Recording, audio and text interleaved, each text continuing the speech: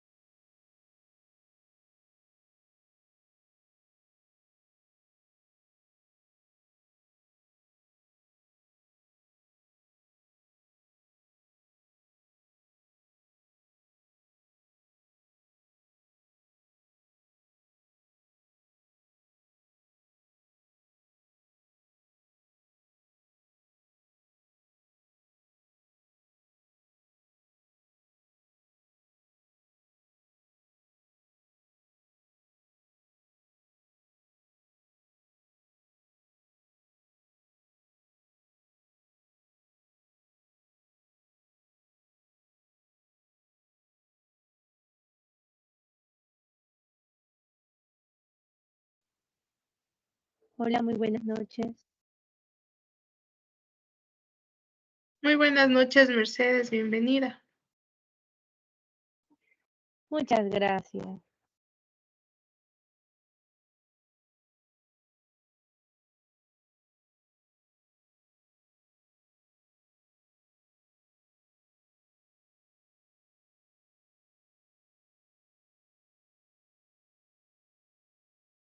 Muy bien.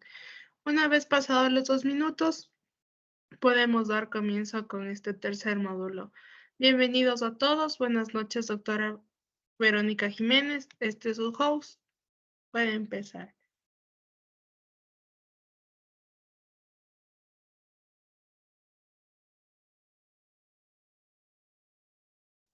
Muy buenas noches con todos. ¿Cómo están, chicos? Bueno, esto que vamos a compartir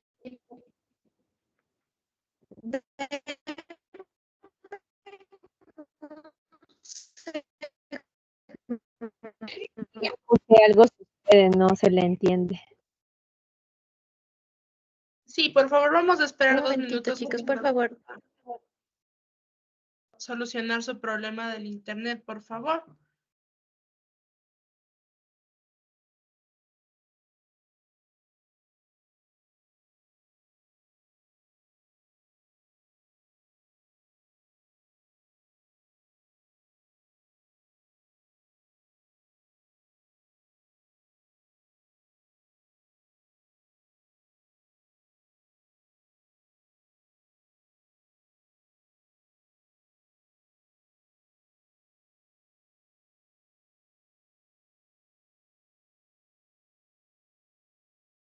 Por favor, solicito que vamos a esperar 2 minutos más. La doctora en este momento está solucionando el problema con su internet. Mientras tanto, los demás se Listo. siguen. Gracias. Yo quiero hacer una consulta. Lo que pasa es que la semana pasada que hubo al glosario de conceptos básicos en neuropsicología, el deber era de enviar un archivo o adjuntarlo como, ¿cómo le explico? Que se podía pegar, o sea, copiábamos en nuestro Word y le pegábamos ahí, se lo adjuntábamos como cuando pegamos un link, así más o menos, o era el archivo. Ya. Usted me está diciendo del segundo deber, ¿verdad? Del deber de la semana pasada, porque la de la semana antepasada, o sea, de Ya. la primera conexión que hubo con la doctora. Perfecto.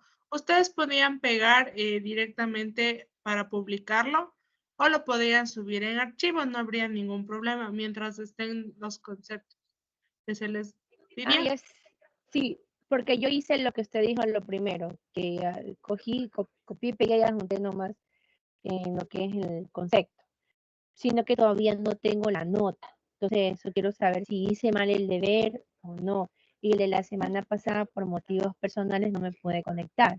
Entonces, ese deber, imagino que ya no se lo puede presentar.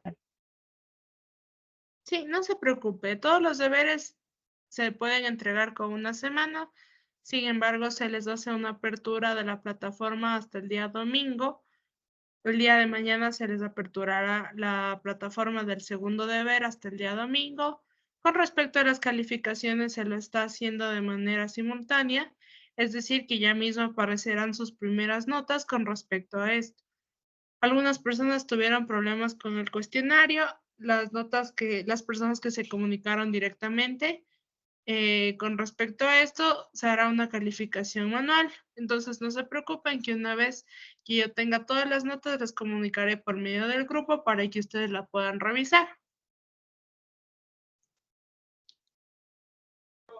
Ya listo, muchas gracias. Ok, muchas gracias.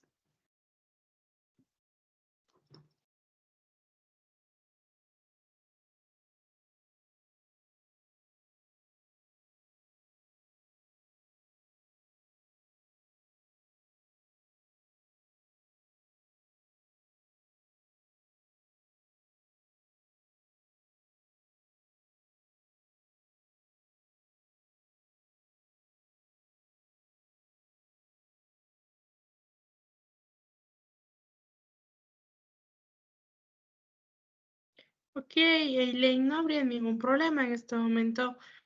Al final de la clase puedo resolver todas tus dudas con respecto a la plataforma. La doctora se encuentra en la sala con una mejor conexión, entonces por favor vamos a empezar el tercer módulo. Bienvenidos una vez más con todos. Doctora, este es su host, puede comenzar.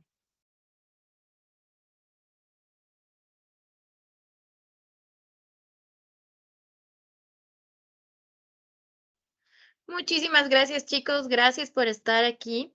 El día de hoy vamos a conversar sobre algo muy, muy importante y es entender exactamente cómo se realiza un informe neuropsicológico, cuáles son aquellas características con las que nosotros estamos trabajando los informes psicológicos y qué debemos entender del informe neuropsicológico. Y para eso hemos preparado alguna información. Lo que vamos a hacer el día de hoy es que una de las cosas más importantes para mí es que usted va a tener la obligatoriedad de compartir, usted va a ingresar a LinkedIn, después de la clase y va a tener que compartir qué es para usted un informe neuropsicológico y cuál es su importancia en LinkedIn. Usted nos va a buscar ahí estudios y va a encontrar un mensaje que dice esto. ¿Qué es un informe neuropsicológico? Entonces usted va a ingresar y va a opinar. ¿Qué le invito a pensar? Lo que le invito a pensar en ustedes ahora es sobre la calidad de los informes psicológicos. Estábamos viendo que para nosotros era lo más importante. ¿Qué es lo que vamos a trabajar con ustedes? Cuando nosotros estamos abordando un plan o una evaluación o una intervención neuropsicológica, una de las características fundamentales será cómo vamos estructurando este camino hacia la evaluación neuropsicológica. Y para esto vamos a ir organizando algunas de estas actividades y reconociendo cada una de ellas. Permítanme, por favor, estoy cerrando como 800 ventanas que tenía abierta en este, en esta computadora y me van a dar 5 minutos para organizarme porque cambié de computadora para estar mejor. Denme un momento, por favor. Entonces, vamos a hablar sobre esta parte y ahora denme un segundo para cerrar todo. Y así vamos a, ahora sí, listo. El día de hoy vamos a hablar de este tema que es tan importante y es tan crucial, que es la evaluación neuropsicológica. Ustedes dirán, una evaluación neuropsicológica, ¿qué debe tener? ¿Qué debo evaluar? ¿Cómo puedo organizar o cómo puedo saber que esta es una evaluación que va a tener valía para mí? Lo primero es que debemos entender que la evaluación neuropsicológica siempre va a ser un proceso integral que va a utilizar pruebas y técnicas para medir, observar el funcionamiento del cerebro y la relación con su comportamiento y la cognición. Esto es tan importante porque a nosotros nos permite entender que no solo estoy evaluando la función cerebral, sino cómo hay conductas que nos podrían determinar que algo está pasando y comportamientos que además nos pueden señalar muchas cosas. Les voy a dar un ejemplo. Una vez tuve un paciente varón, un masculino de 42 años, que la mujer me contaba, su esposa me decía, mire, hemos venido a una evaluación neuropsicológica porque a mi esposo constantemente se le olvidan las cosas donde están, ha dejado la llave abierta del agua, ha dejado prendido el gas de la cocina y probablemente una de las cosas más preocupantes que yo tengo es que se muestra irritable, agresivo e impulsivo. ¿Qué creen que podría tener este paciente, chicas? ¿Qué se les ocurre que tenía este paciente? ¿Quién me responde en el chat? Les estoy leyendo, por favor, coméntenme. ¿Qué creen que tenía este paciente? ¿Alguien? Vamos. Una de las cosas que nosotros vamos a evaluar es estas características conductuales y comportamentales. Quisiera Alzheimer, muy bien. ¿Podría ser un Alzheimer? Sí, completamente, Meide. ¿Qué más podría ocurrir? Alzheimer, posibles síntomas de Alzheimer. Miren qué lindo la Erika Velástegui. Aileen también me está diciendo principios de Alzheimer. Pronto temporal, muy bien, Andrés Burbano. Principios de demencia o Alzheimer. ¿Qué más podría ser? Quizás demencia, me dice Ruth. Gracias, Ruth, por tu participación. ¿Creen que era eso? Bueno, yo les voy a contar algo súper importante. Hola, Andrea Maruri, ¿cómo estás a los años? ¿Cómo has pasado? Sí, deterioro cognitivo en una edad temprana. Hola, Andrés Burbano, qué lindo verles a todos aquí. Besitos y abrazos. A ver, chicos, En este caso había un tumor frontotemporal, un glioblastoma.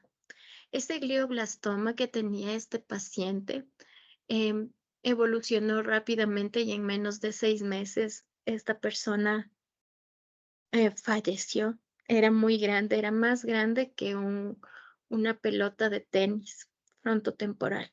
Entonces, sí, por eso es importante entender los comportamientos.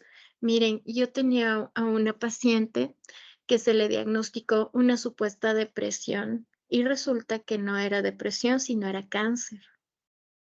Entonces, hay ciertas cosas que nosotros podemos observar aparentemente, pero debemos buscar esta profundidad. Y para eso es un examen o un proceso mucho más integral dentro de las actividades que vamos a tener.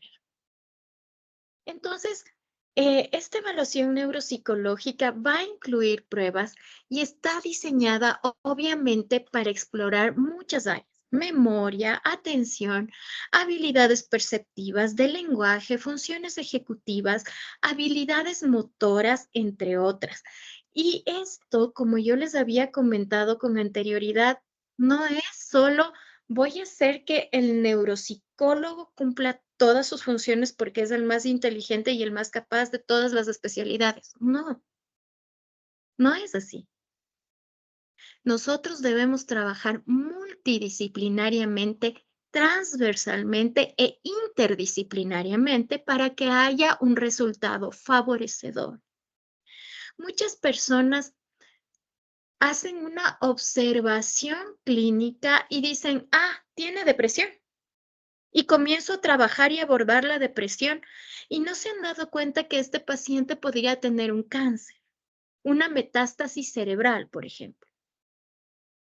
Entonces, todas estas cosas tienen que ir acompañados de distintos procesos y nosotros tenemos que ir reconociendo que no solo podemos trabajar de forma individual, sino que debemos ir trabajando de forma transversal y multidisciplinaria. Y para este acompañamiento, nosotros vamos a ir aplicando desde la neuropsicología la exploración en las áreas de memoria, atención, habilidades perceptivas, del lenguaje, funciones ejecutivas, habilidades motoras. ¿Y cuáles van a ser estos objetivos principales de la evaluación neuropsicológica? Lo primero que nosotros debemos de entender es que cuando llegas al neuropsicólogo, el neuropsicólogo va a trabajar en un diagnóstico diferencial. Es decir, va a tratar de distinguir las diferentes condiciones neurológicas, psiquiátricas y médicas que puede presentar este paciente. Alguien me había dicho, Vero, un informe neuropsicológico se parece mucho al informe psicoclínico. ¿Qué me dicen? ¿Sí o no? Respondan, por favor. ¿Un informe neuropsicológico se parece a un informe psicoclínico? Quiero que me cuenten, ¿será? ¿No será? ¿Qué me dicen? A ver, quiero verles a todos participando. Angie, quiero verle a participar a Andrés, a Aileen, a Erika Veláztegui, a Ruth, a Aileen, a Nico. ¿Será? ¿Será que es así, Gaby Criollo? ¿Crees que un informe psicoclínico se parece a un informe neuropsicológico? Mm, puedes activar tu micrófono si quieres, Gaby. Sí, me dice la Jennifer. No, debe ser más detallado. Aileen dice, no creo. Angie dice, no.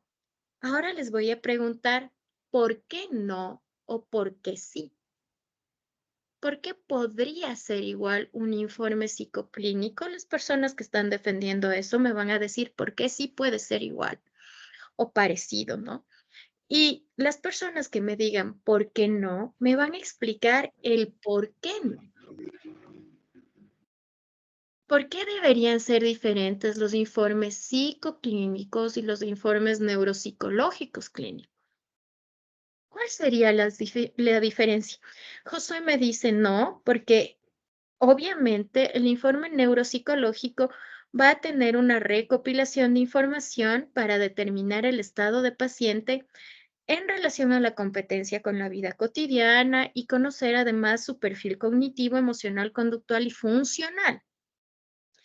No se parece porque detalla las condiciones neuropsicológicas asociadas a los síntomas. Muy bien. Jennifer, ¿qué me dices tú? Te escucho.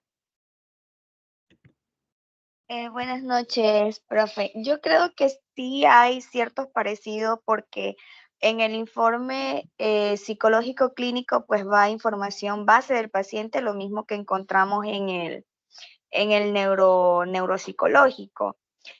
También van los instrumentos que hemos utilizado para poder evaluar. O sea, sí hay cosas parecidas, pero claro, en el informe neuropsicológico, como hay parte de la información que usted nos dejó en la plataforma, pues detalla más a precisión cada área en la cual se viene evaluando, se va a estudiar o en donde se está trabajando con ese diagnóstico. Entonces, sí va más detallado, pero sí tiene cosas que se parecen el uno del otro. Es mi opinión. Buenas Bien, noches, buenas gracias. noches a todos. Gaby, te Verónica, escucho. bueno, a mí me gustaría aportar lo siguiente. Según mi experticia, yo tengo conocimiento que la valoración que hacemos clínica como tal va más referente a la parte emocional del individuo. Muy bien, excelente, Gaby.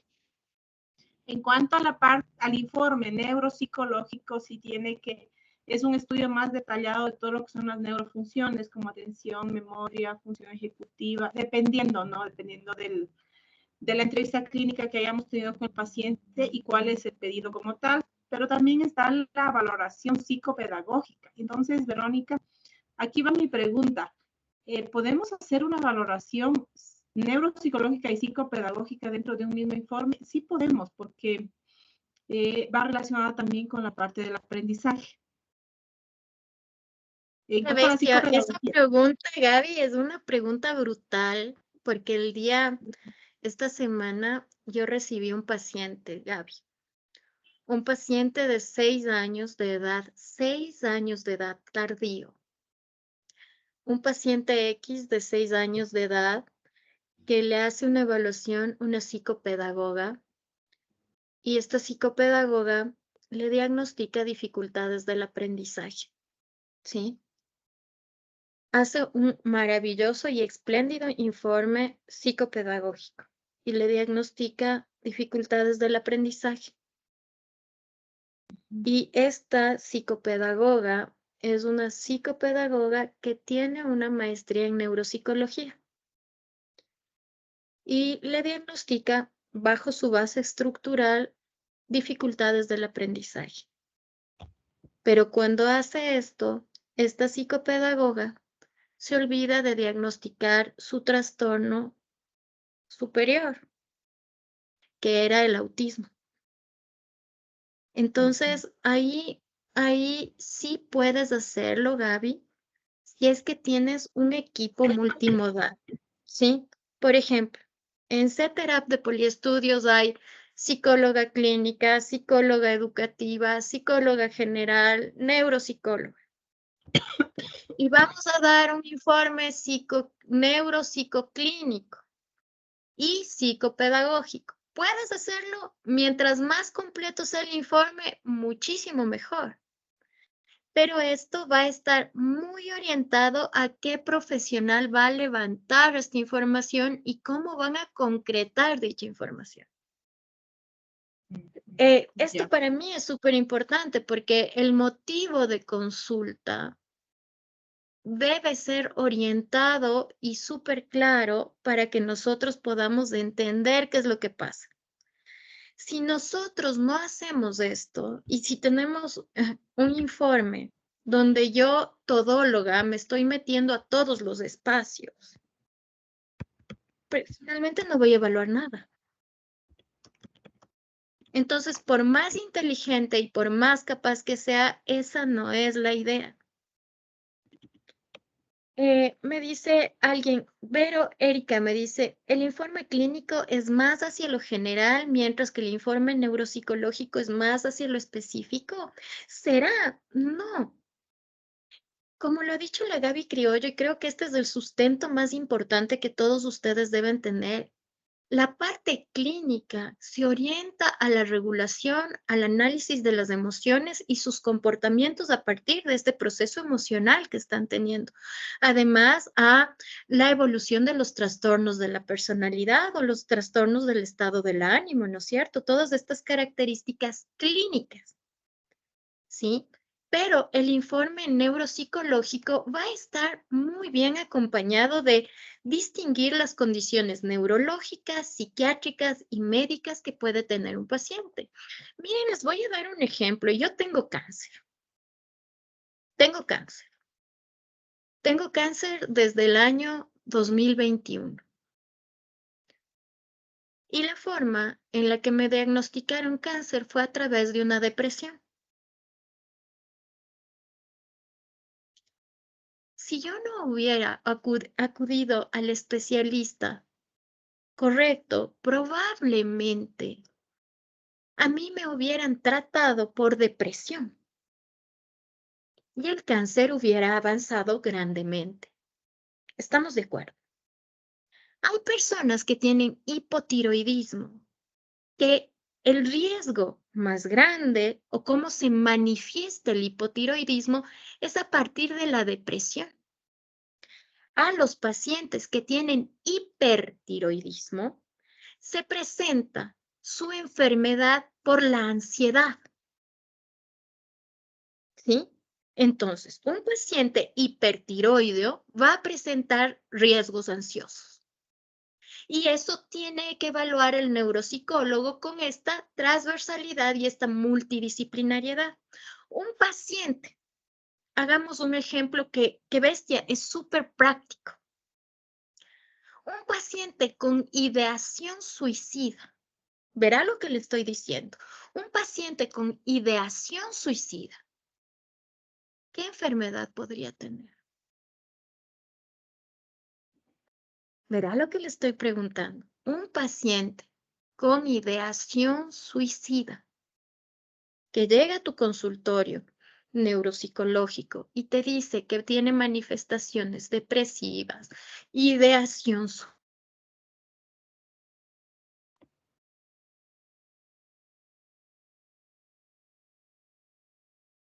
tener.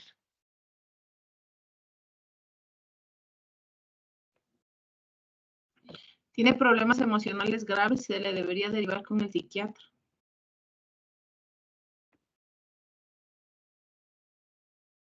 Psicólogo.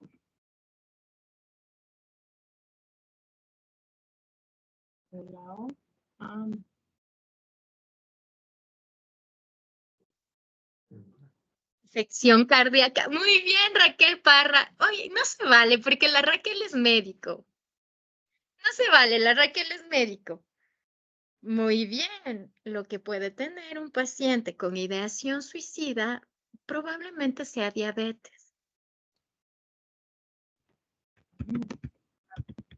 Esta es una de las cosas súper chéveres que estás aprendiendo en esta formación y que es necesario que lo puedas conocer. Un paciente, no eres psicóloga, así es. Un paciente con afección cardíaca o un paciente con cáncer también podría tener una mayor probabilidad de tener ideaciones suicidas. Entonces, estas son características muy importantes que nosotros podemos aprender. Ahora, sabemos que esta clase es súper larga y quiero ir avanzando un poquito. Cuando nosotros vemos un informe neuropsicológico, vamos a entender entonces que tenemos este diagnóstico diferencial, pero además vamos a tener una guía exclusiva para el tratamiento. Es decir, el neuropsicólogo está obligado a poner con qué especialistas debe trabajar y va a informar sobre las estrategias de intervención y la rehabilitación más adecuada para este paciente. Entonces va a utilizar un psicoterapeuta clínico con una orientación cognitivo-conductual. Sí, va a necesitar un psicopedagogo para este tipo de cosas. Va a necesitar un psicólogo clínico para la regulación emocional. Muy bien. Va a trabajar con el médico de familia por tal tema. Va a trabajar con el neurólogo por tal otro tema. ¿Vieron cómo vamos disgregando todas estas cosas? Entonces, siempre va a ser importante que en el informe psicológico nosotros pongamos esta guía de tratamiento y rehabilitación. De la mano de esto, nosotros vamos a ir trabajando el monitoreo del progreso, es decir, cuáles son los ítems o los objetivos que nos van a permitir evaluar la eficacia de las intervenciones y el curso de las condiciones neuropsicológicas. Vamos a darnos un ejemplo de la Gaby Criollo. Y la Gaby me decía, Vero, una psicopedagoga. Probablemente, si nosotros vemos a un niño con trastorno por deficiencia de atención, un TDAH, este niño con trastorno por deficiencia de atención va a necesitar el apoyo de una psicopedagoga para las dificultades del aprendizaje, que pueden estar como un comórbido en un TDAH. No siempre presentes, pero puede haber una comorbilidad. No todas las personas que tienen TDAH tienen dificultades para aprender. Lo cierto es que solo el 23% de las personas con TDAH tienen dificultades para aprender.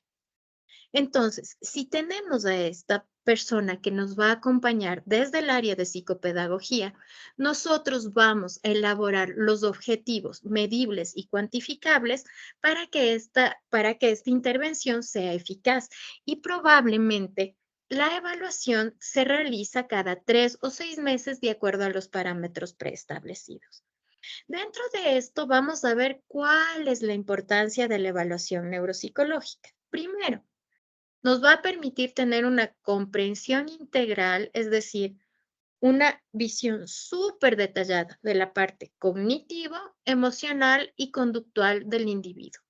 Y cuando estamos hablando de niños, aparte de esto que estamos hablando ahora, también de su neurodesarrollo. Entonces, cuando es el adulto, vamos a ver funcionamiento cognitivo, emocional y conductual. Y cuando es del niño, además de esto, vamos a hablar sobre sus escalas o índices del neurodesarrollo.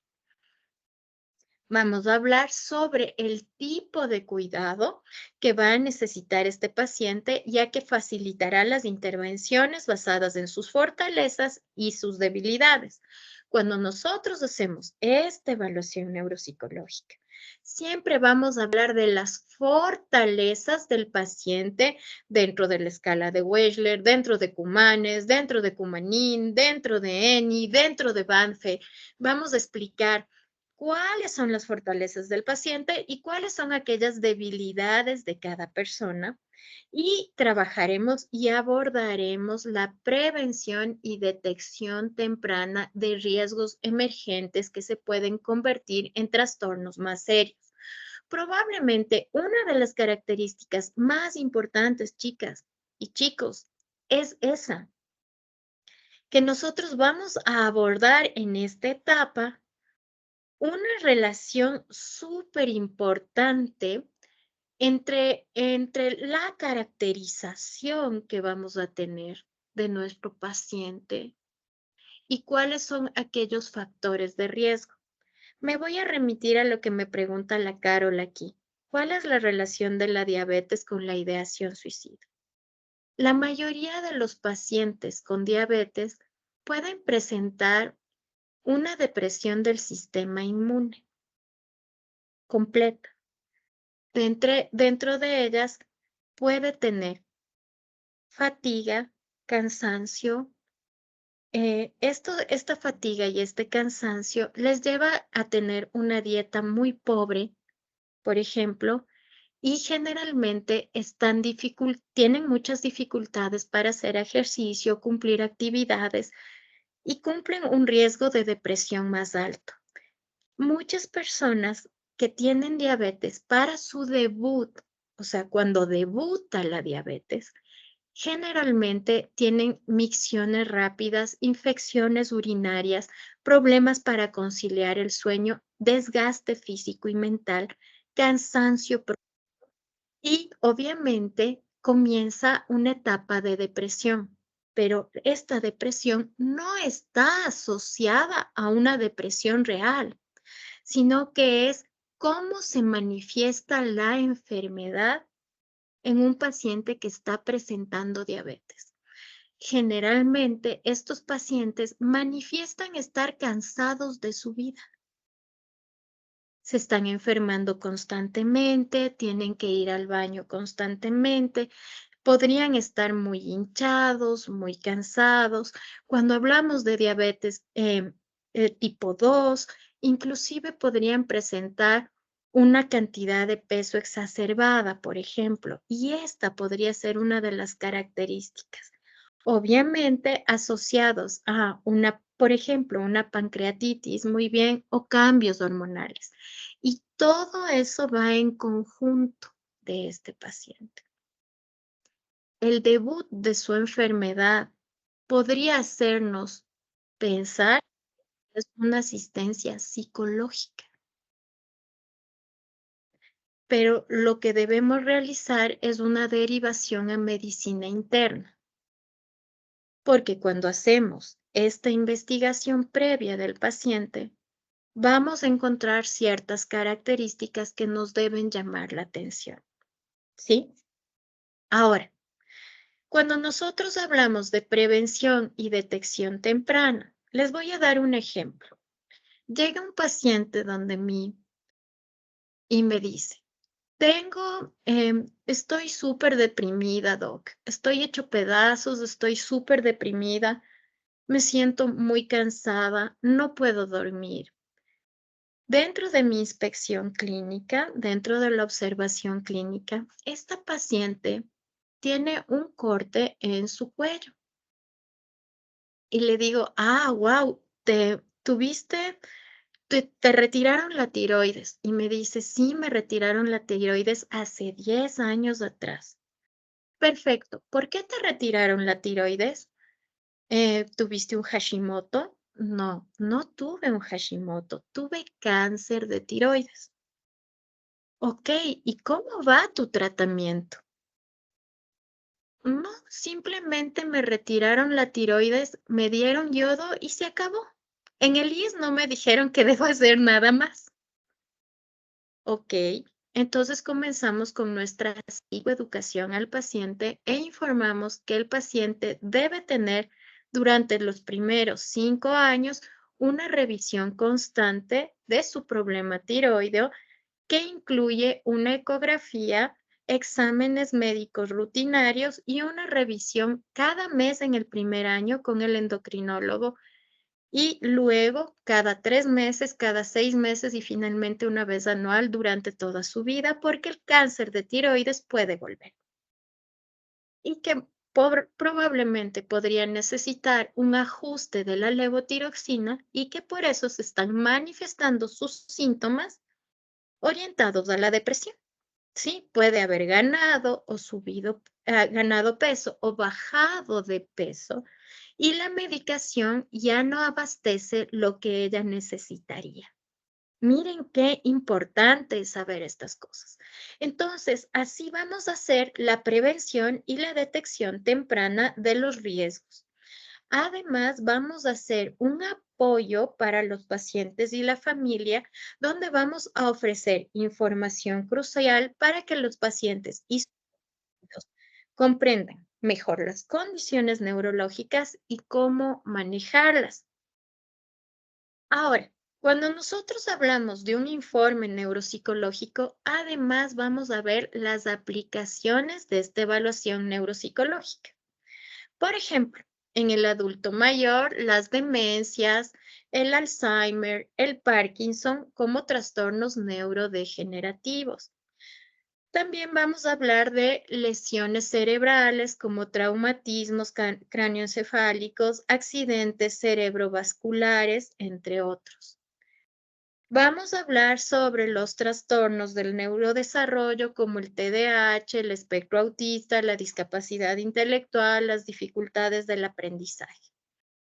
Y también condiciones psiquiátricas orientadas a depresión, trastornos del estado del ánimo, trastornos de la personalidad, esquizofrenia, entre otras. Y como hemos hablado en este capítulo, que no hemos hablado en las veces anteriores, además vamos a ver las enfermedades crónicas, diabetes, enfermedades cardiovasculares que pueden afectar directamente a la cognición. Una de las características fundamentales también es que hacemos el acompañamiento a las personas con cáncer, pero de la mano del psicooncólogo, que es el especialista en el cáncer. Sin embargo, por ejemplo, algunas medicaciones de la quimioterapia van a generar efectos contraproducentes en su memoria o en su atención o en su cognición, y nosotros vamos a tener que trabajar a partir de esto. Entonces, es súper importante que ustedes entiendan que es por eso que el neuropsicólogo trabaja multidisciplinariamente y su informe debe ser tan minucioso que puedas entender esto. Por ejemplo, cuando tenemos una historia clínica, en la historia clínica nosotros ya vamos a hacer preguntas muy sostenidas y muy robustas, orientadas a, en tu familia hay alcoholismo, hay drogadicción, hay hay síndrome de Down, hay deterioros cognitivos, hay discapacidad intelectual, hay trastornos o enfermedades psiquiátricas. Habrá problemas del neurodesarrollo, hay problemas del lenguaje, hay problemas de aprendizaje, y vamos haciendo como miles de preguntas orientadas a eso hasta el tercer grado de consanguinidad, porque necesitamos ir investigando. Vuelvo y repito, este es un diagnóstico diferencial, ¿sí? Entonces, esta parte tan importante de nuestra construcción y va más allá, ¿no es cierto? Vamos recabando la información sobre la maternidad. Y cuando estamos hablando del proceso de maternidad en los niños, por ejemplo, presentaste toxemia, presentaste citomegalovirus, presentaste toxoplasmosis, te dio rubiola, te dio sarampión, tuviste dificultades para el proceso de atención en el sentido de recibiste rayos X, tomaste algún tipo de medicación, ingeriste drogas o alcohol, tienes VIH, tienes toxoplasmosis, tuviste. Todas estas preguntas vamos a ir haciendo en la recabación de la historia clínica, ¿no? Y es brutal porque obviamente me decían, una psicóloga clínica puede hacer una evaluación inicial de 30 minutos. Pero yo en una evaluación neuropsicológica clínica me voy a tardar entre 2 horas y 2 horas y media para recuperar toda la información de historia clínica, no para proceder a evaluación. Entonces, solo recabar la información ya va a requerir muchísimo proceso. Y entonces, obviamente, ya les estuve adelantando este tema, estamos hablando ya de la entrevista inicial y la recopilación de la información de la historia clínica. Entonces, sí hay información básica, nombre, edad, fecha, nacimiento, sexo, dirección, información de contacto. Luego, si es un niño, vamos a abordar información del tutor, nombre, relación del paciente, información de contacto. Luego va a venir el motivo o la descripción del problema actual por el cual estás viniendo, el motivo de consulta, donde vamos a ver cuál es el motivo principal de la consulta, cuándo comenzó a notarse este problema, si ha habido algún cambio en la intensidad, en la frecuencia, desde que cuándo comenzó este problema. Luego vendrá qué expectativas tienes de esta evaluación neuropsicológica y cuál preocupación específica te gustaría abordar. Y viene la etapa de neurodesarrollo, ¿no es cierto? Entonces, vamos ahí con lo que les estaba hablando. desarrollo prenatal y perinatal, complicaciones en el embarazo, historia del parto. Miren, es tan importante, nosotros hacemos preguntas como ¿cuánto pesó al nacer? ¿Fue término? ¿Fue un paciente pretérmino, término, postérmino?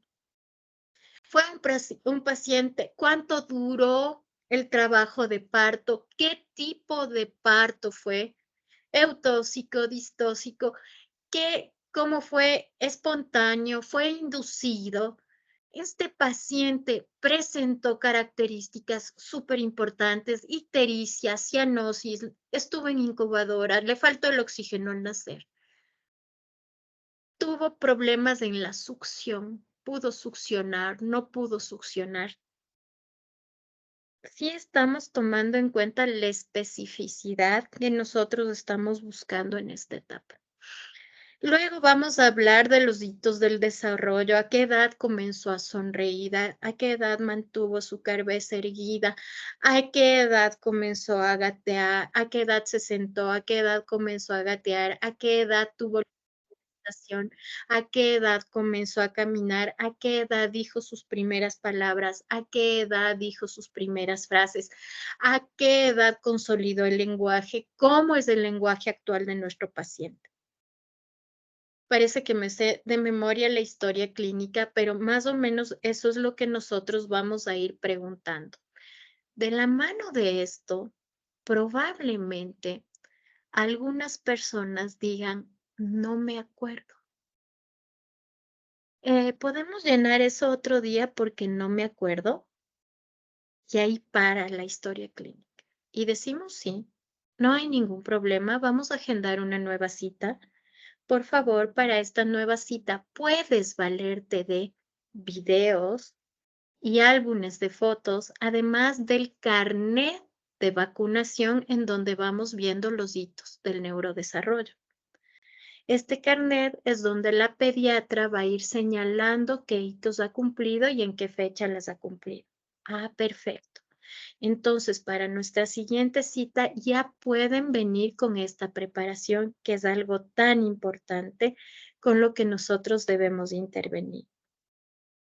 Luego va a haber una etapa donde nosotros digamos el desarrollo social y emocional, cómo está con las interacciones con sus padres, con sus pares, con sus amigos, qué habilidades sociales ha desarrollado. Y luego viene la parte de la historia educativa, el nivel de escolaridad, el último grado completado, el rendimiento escolar, las dificultades del aprendizaje, si ha tenido o no tenido adaptaciones. Para eso, probablemente tú debes tener más alertas cuando te dicen, usted es la 9ª psicóloga que visito. Usted es la 5ª psicóloga que visito porque no encuentro la respuesta y no hemos avanzado. Tengo alertas como voy 10 años con la psicóloga y aún no recibo un diagnóstico ni un informe.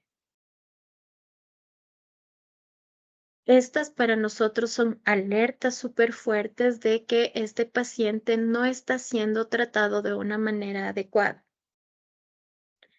De la mano de esto vamos a ir observando la parte de la historia médica y psiquiátrica.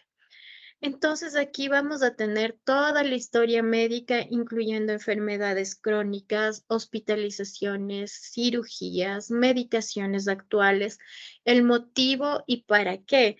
Tomo algo que se llama diazepam. Ok, ¿de cuánto? No sé. Puedes traerme para tu siguiente cita la caja de la medicación.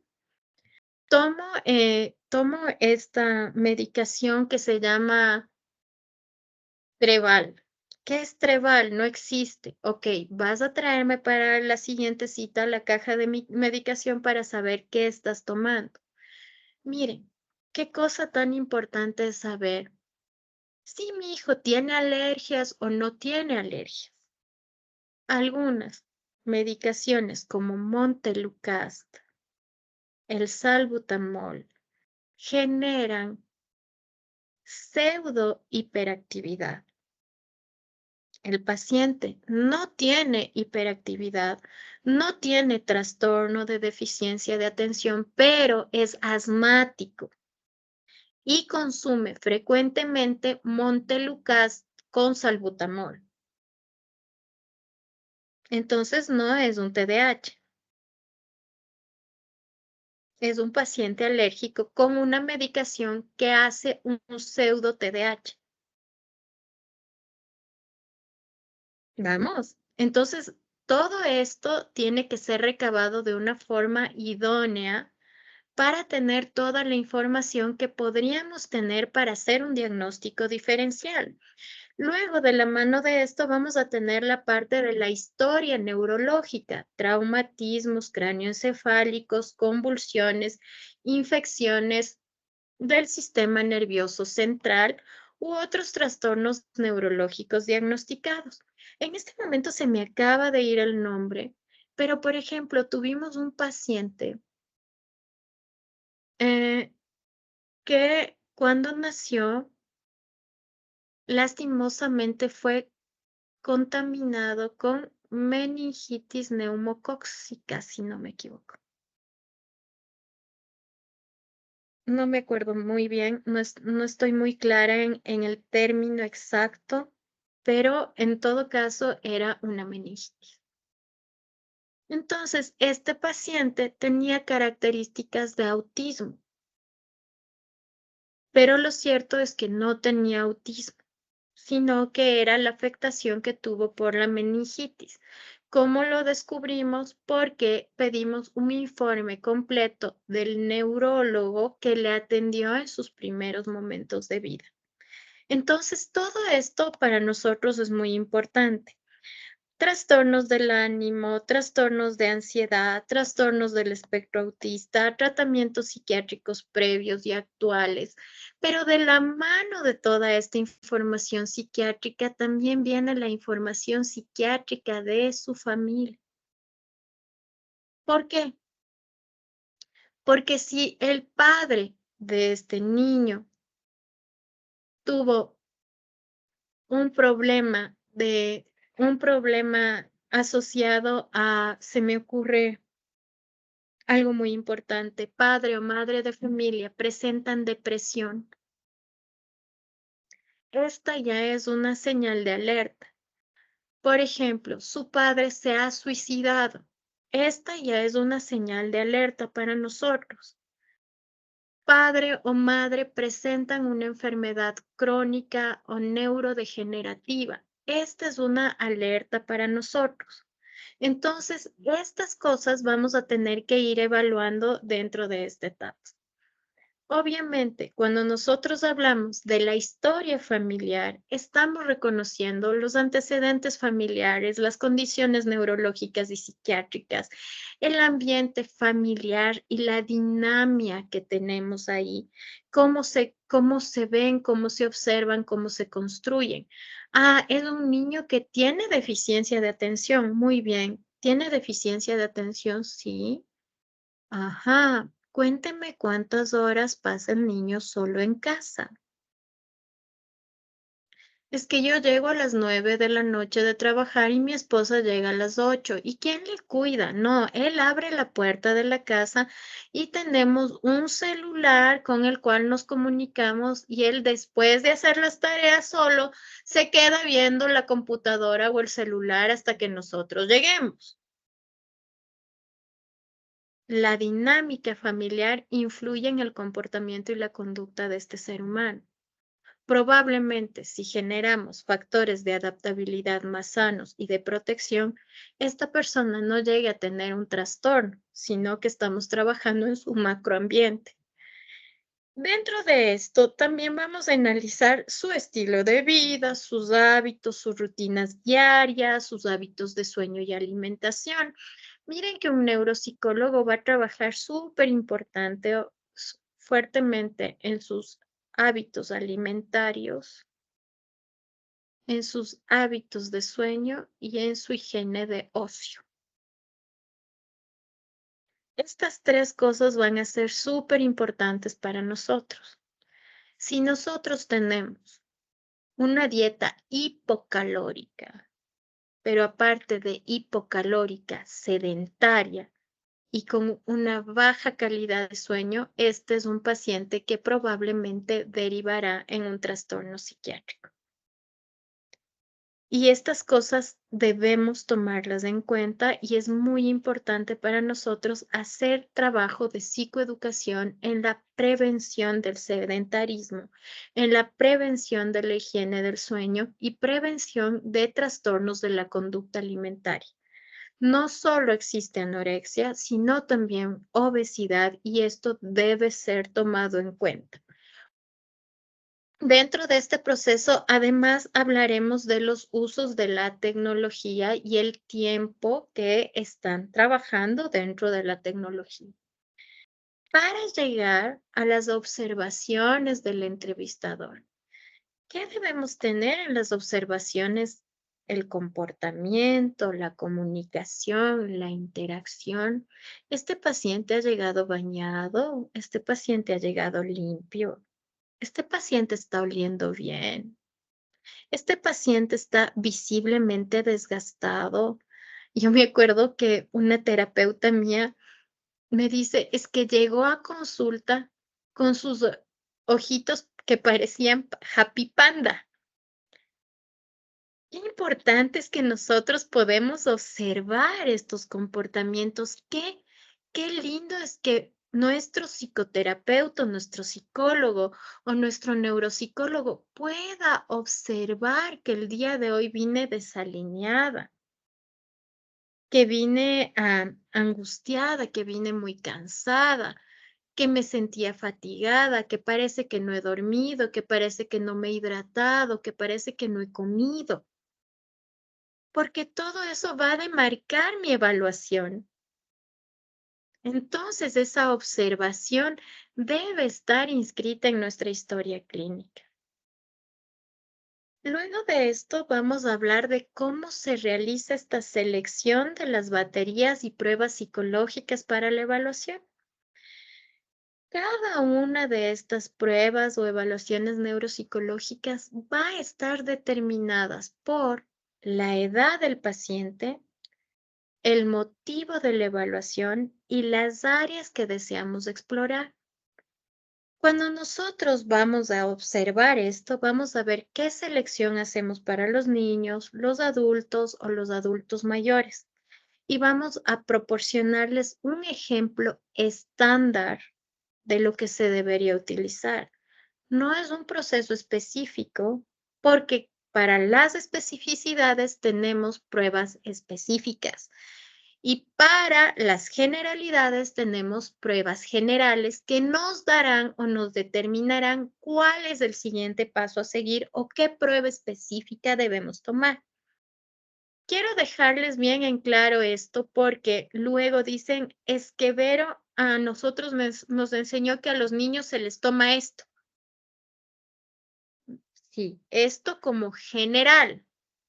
Pero para las especificidades no es lo mismo que voy a evaluar un trastorno por deficiencia de atención a evaluar un trastorno del espectro autista. No es lo mismo evaluar una discapacidad intelectual a evaluar una dificultad del aprendizaje. No es lo mismo evaluar a un paciente con cáncer infantil a evaluar a un paciente con diabetes infantil tipo 1. ¿Sí?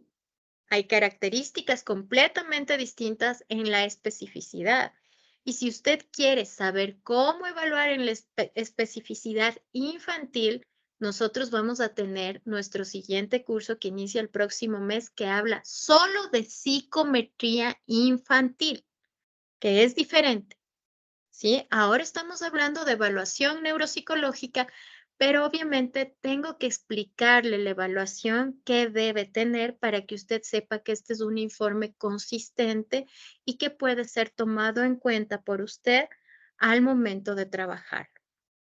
Entonces, cuando hablamos de niños, vamos a ver características de desarrollo evolutivo. Es decir, pruebas de acuerdo al desarrollo cognitivo, lingüístico y motor del niño. Por ejemplo, Cumanes o Cumaní. Atención y duración. Puede optar optar por baterías donde haya menor capacidad de atención y que están diseñadas para este estilo y evita la fatiga. Por ejemplo, un WIPSI. Y áreas de interés, pruebas que evalúen funciones ejecutivas, memoria, lenguaje, habilidades visoespaciales, motoras y adaptadas para su edad.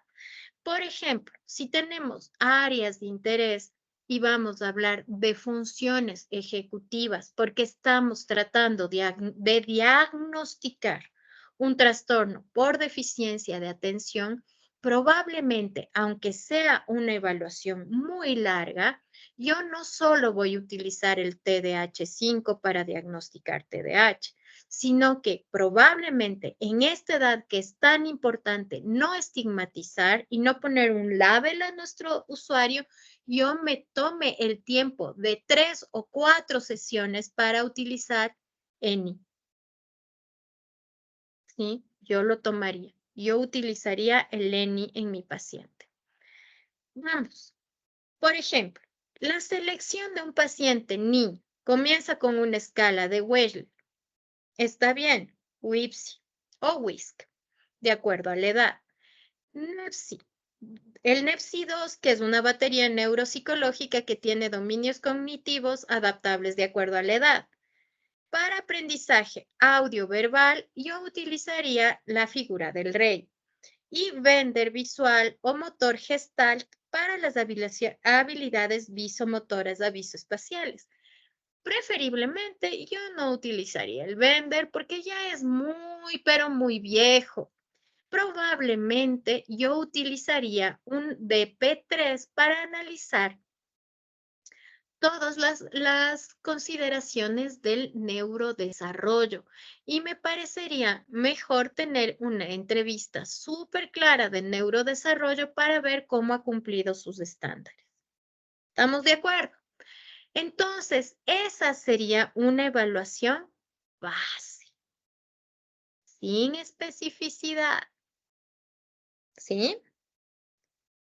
A esta evaluación base, usted le debería sumar las especificidades.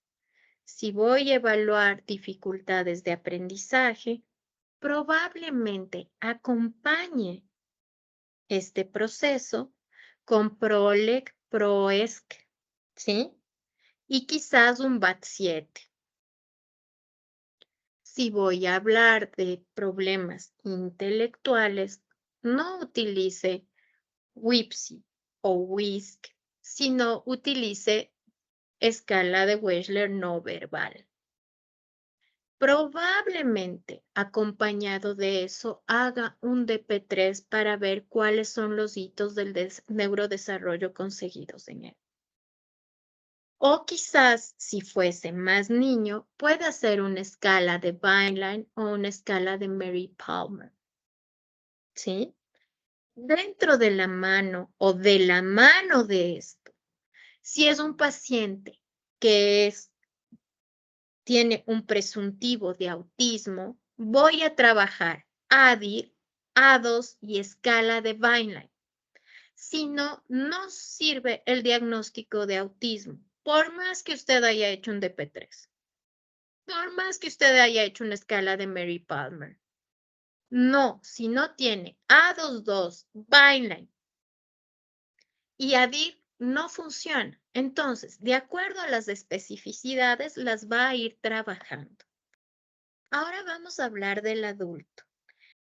Hay muchas consideraciones que tomar en el adulto. La variedad de los dominios cognitivos, es decir, aquellas funciones que vamos a trabajar como atención, memoria, lenguaje, habilidades visoespaciales, el contexto y el motivo de la evaluación, es decir, por qué estoy buscando un diagnóstico diferencial, qué problema estoy presentando y la sensibilidad para esto. Por ejemplo, para mí es súper difícil porque generalmente en adultos, los adultos que vienen a evaluarse conmigo son psicólogos. Entonces hay que analizar la sensibilidad que necesita esta prueba, Y una de las cosas es saber cuál es la profesión de nuestro adulto, porque probablemente el adulto que se dedicó al lenguaje y la comunicación tenga una escasa habilidad en el área matemática o del cálculo. Y eso no quiere decir que tenga una discapacidad intelectual, sino que desde hace rato se olvidó cómo sumar, restar, multiplicar y dividir. Sí, entonces son preguntas que nosotros tenemos que hacernos y son preguntas súper importantes que nos van a ayudar a comprender cuál es la relación que tenemos con el paciente adulto. Una prueba de selección de un adulto puede comenzar con una escala de Wechsler para adulto, un test de Stroop, que es el que tenemos aquí, una de escala de trabajo, de memoria de trabajo no verbal, una memoria de trabajo verbal, perdón, y una figura compleja del rey. Además, podríamos tener un test de Montreal, un test de caras que podría ser de acuerdo, y de ahí sí vamos a trabajar patologías de la personalidad, ansiedad, depresión, características personológicas. Podríamos trabajar en este caso PAI, MMPI, de la mano para saber las especificidades que estamos buscando en cada uno de ellos. Ahora hablemos del adulto mayor. En el adulto mayor debemos tener sensibilidad a los cambios relacionados por la edad. No podemos evaluarle con una escala de Wechsler, por ejemplo, porque probablemente tenga un puntaje muy, muy bajo porque ya no tiene la misma sensibilidad que antes. También nos vamos a dar cuenta del tiempo y la fatiga y finalmente cómo va a estar las funciones ejecutivas y de memoria. Miren, aquí nosotros podríamos trabajar un MOCA test, un mini mental. Podríamos hacer solo la parte de la escala de memoria de Wechsler para una evaluación detallada de la memoria. Podríamos trabajar el Trail Making Test para evaluar la velocidad del procesamiento y las funciones ejecutivas. Y el Boston Naming Test para evaluar las habilidades del lenguaje, especialmente la parte de naming para el comprometimiento de las afasias. Entonces, estas consideraciones generales son para todas las edades. Creo que es muy importante entender qué estoy buscando en ese paciente y el motivo de consulta para determinar qué acción voy a tomar con este paciente. Por eso es tan importante que el motivo de consulta en el informe esté tan claro y tan preciso que tú sepas qué evaluó el neuropsicólogo y por qué tomó dichas pruebas y qué estaba buscando, para qué las estaba buscando. Muy bien. Ahora vamos a hablar sobre las consideraciones generales. Entonces, obviamente tenemos a esta historia clínica que tiene la selección de pruebas que debe estar guiada de acuerdo a los objetivos de la evaluación, que debe estar, y esta es una parte muy importante. Por ejemplo, si hablamos de una escala de Wechsler y debe ser culturalmente apropiado, en la escala de Wechsler nosotros vamos a tener conocimientos base o conocimientos de cultura general, que para el Ecuador ni siquiera el guagua que está en la universidad ha aprendido. ¿Se han dado cuenta de eso? O sea, quizás sepa quién es la Mona Lisa y quizás sepa quién escribió El Quijote de la Mancha, pero todo lo demás te puede preguntar. La escala de Wechsler, no. Entonces, nosotros debemos buscar la adaptación ecuatoriana o latinoamericana del test para tener una buena interpretación de las escalas sin tener una afectación de su cita. Eso es muy importante, ¿ok? que sea culturalmente apropiado y que las pruebas normen la población ecuatoriana. De esta mano, debemos tener flexibilidad para adaptar esta selección de pruebas basándonos en la respuesta y el rendimiento del paciente. Pero yo quiero decirles algo importante ahí. Cuando nosotros estamos evaluando a nuestros pacientes y usted le pregunta al paciente que ya le trae un informe neuropsicológico, ¿cuánto tiempo se demoró en evaluarte 3 o 4 baterías? Y te dice en una sesión, ese informe tiene que ser roto, no sirve. Cuando le preguntas al paciente cuánto tiempo se demoró en evaluarte, por ejemplo, TDAH-5, escala de Wechsler, ENI, solo 3 verán, e historia clínica, y te dice que se demoró en evaluarte estas 4 cosas, 2 sesiones, botas de ese informe. ¿Por qué? Porque probablemente para evaluar estas 4 baterías vamos a necesitar entre 4 y 8 sesiones. ¿Estamos claros? Ahora, vamos a pensar más fuertemente.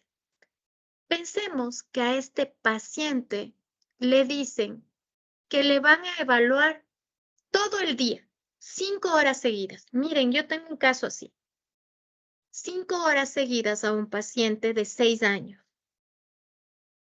A ese informe lo vas a botar en la basura, porque no puede ni debe ser evaluado de esta forma. He tratado de que en esta clase ustedes entiendan la especificidad de una toma de una historia clínica. Una historia clínica, al menos bien construida, va a tomar 2 horas, hasta 3. Les he dicho que paren la historia clínica si los padres no recuerdan cuándo gateó, cuándo se sentó, cuándo caminó, cuándo hizo muchas cosas, ¿no es cierto? Y que vengan a una nueva sesión para llenar dicha información. ¿Por qué? Porque si estás haciendo un informe neuropsicológico, esto es de vital importancia. Porque el parar de hablar entre los 12 y 18 meses de edad o inclusive los 36 meses de edad, mi hijo hablaba pero se asustó. Mi hijo hablaba pero se quedó calladito porque yo ya me fui a trabajar. Es una señal de autismo, por ejemplo. Y nosotros tenemos que saber esa información de una manera específica para que nosotros podamos desarrollar esta actividad de una manera adecuada. Entonces, chicos, esto es lo que hemos visto el día de hoy. Y sí, ustedes van a darse cuenta, como lo vimos en la tarea de hoy, que cada vez somos más específicos en lo que pedimos. Y te vas a dar cuenta que hay muchos estudios que van a sugerir un trabajo con ratas, un trabajo con individuos, un trabajo con animales, porque es importante que entiendas qué sucede en ciertos componentes para entender la neuropsicología. Entonces, te invito a leer profundamente los textos para que puedas tener el seguimiento. El día de hoy me voy a tomar un tiempo. Permítanme un segundito. Ok. El día de hoy me voy a tomar un tiempo para trabajar con ustedes esta tarea. Denme un segundo para yo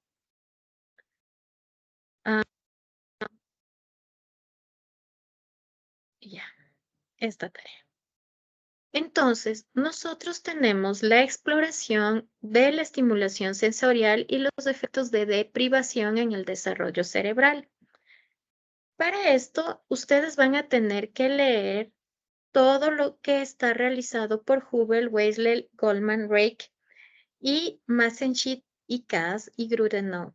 Dentro de esta parte lo que yo les voy a pedir es que lean los segmentos proporcionados. Aquí están los segmentos proporcionados que ustedes tienen de los estudios que hemos visto en esta primera.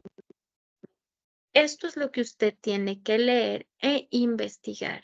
Es sencillito. ¿Qué es lo que vamos a hacer? Vamos a utilizar esta herramienta de aprendizaje virtual. Van a crear mapas conceptuales y van a hacer un pequeño resumen de cada uno de los estudios de Hubel y Wiesel, de Goldman y Rack, de Merzenich y Cas y de Grenoble. ¿Qué es lo que vamos a hacer? Vamos a hacer una discusión sobre la importancia de la estimulación sensorial y los efectos de deprivación en el desarrollo cerebral. ¿Cómo lo vamos a hacer? Lo vamos a hacer en nuestro LinkedIn. ¿Se acuerdan que yo les había pedido que el día de hoy, al finalizar la clase, evalúen cuál es la importancia de un informe neuropsicológico en LinkedIn? Pues bien, ahí van a tener el día de hoy, luego de terminar la clase, una parte donde te va a permitir subir tu mapa conceptual y opinar en el mapa conceptual de tus compañeros. Súper importante para entender la dinámica de esta tarea. ¿Estamos de acuerdo? Entonces, tenemos claro que estoy buscando esta parte de aquí en esta calidad de interacción y el análisis va a ser publicado en esta herramienta virtual. Entonces, chicos, el primer ejercicio está muy sencillo. Usted va a entrar a LinkedIn y va a buscar Poliestudios y cuando ya esté en Poliestudios va a opinar para qué sirve el informe neuropsicológico y todo va a estar súper bien, muy bien. Para las personas que no pueden entrar al Poli y no le encuentran al Poli, les voy a mandar por el Teams el LinkedIn de Poliestudios. Listo. Denme un segundito. Ya. Acabo de enviarles para que ustedes puedan ingresar. En el LinkedIn yo les voy a mandar otra publicación que va a decir lo siguiente. Comparte con tus compañeros la importancia de los estudios. Permítanme un momento.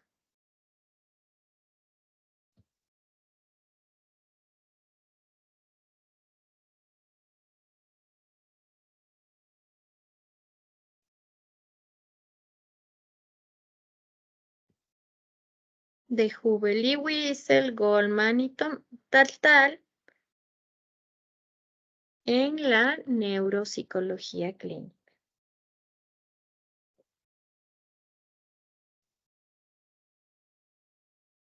Utiliza tu mapa mental.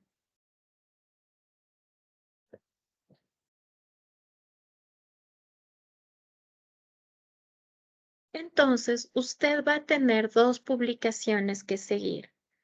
La primera es la del informe, que va a ser su trabajo del día de hoy. Y la segunda, que es la publicación donde va a compartir la tarea con sus compañeros y va a poder comentar. ¿Estamos de acuerdo? Estas dos cosas son importantes para mí. ¿Por qué? Porque si usted es un estudiante de poliestudios, usted tiene un contacto social muy importante e interactivo con sus compañeros. El curso se acaba en una semana, pero de la mano de eso tienen 31 compañeros que están en línea ahorita y 33 compañeros que no se han conectado, pero trabajan después en sus casas con las clases pregrabadas, con los que pueden interaccionar, compartir, ser ese equipo multidisciplinario maravilloso que deben trabajar en conjunto y hacer una bonita comunidad. Entonces, la invitación para todos ustedes es que puedan trabajar esto. ¿Esta tarea solo estará visible hoy? No, la tarea va a estar ahí activa para ustedes. Ya saben que si la presentan a tiempo, se califica por sobre 100 y si la trabajan a destiempo, se califica sobre 75. Eso nada más, chicos. Entonces, tenemos ahí nuestra semana número 3 de evaluación neuropsicológica. Acuérdense que evaluación neuropsicológica está activa la tarea por 100 puntos hasta el día 2 de abril del 2024. Luego vamos a hablar el siguiente módulo de la interpretación de datos y formulación de hipótesis diagnósticas, que es algo súper importante, para luego ya llegar a cómo redactar el informe y hablar de la ética profesional, que es súper importante. Entonces, esta primera parte ha sido muy clara para todos. Tómenla en cuenta y comiencen a desarrollar su actividad. ¿Estamos de acuerdo, chicos? ¿Sí? Listo, perfecto. Si tienen alguna duda, recuerden que siempre pueden comunicarse por interno conmigo y estaré aquí para servirles y responder a la medida de lo posible. Recuerde algo muy importante. Si es que no le puedo responder inmediatamente, vuélvame a preguntar, porque tal vez he estado con pacientes y leí y ya se me pasó. Esto me suele suceder normalmente a mí. Téngame un poquito de paciencia porque aparte de tener muchos pacientes, tengo muchos estudiantes. Entonces, téngame un poquito de paciencia y vuélvame a preguntar. Y no se enoje conmigo por eso. ¿Estamos de acuerdo? Les mando un abrazo gigante. Sí, muy bien, muy bien. Tú ya lo hiciste en tu plataforma del Poli, pero la vuelves a subir en el LinkedIn para que puedan compartir y comentar con tus compañeros. ¿Sí? Perfecto. Listo. ¿Estamos más claros? Ok. Muchas gracias, chicos. Nos vemos en nuestra siguiente sesión. Un abrazo gigante. Que les vaya bonito a todos. Chao, chao. Muchas gracias. Qué linda clase. Gracias. Muchas gracias. Chao.